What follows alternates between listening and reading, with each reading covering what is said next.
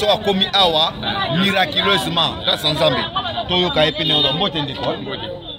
komo na onani Eric Disasi Sas OK tomoni outi o traverser awa na mutuka ya Bralima nzela eza ndenge nini eza mabe bazongo mapatu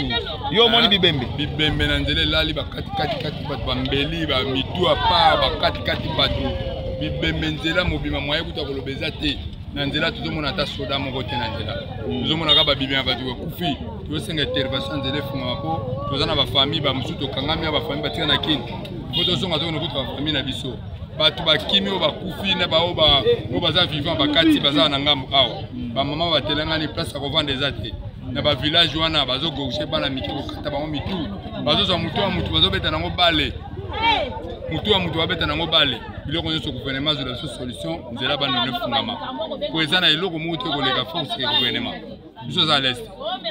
sengi kimi ape ko lia na yo na nzela yozi menace makasi ba sali ba désordre na mutuka ko beta ba masasi na mutuka ko botola ba mbongo bakangi ba équipage ba convoyer ba memba wana simanda ba ke gorger bango so bo pesi mbongo batiki bino so bo pesi mbongo te ba otika bino te est-ce que ça crime ou bien ça nini ba futi ba mbongo ba futi ba mbongo ekebele ba sanga chèque même 500,000 so que ça te ba bomio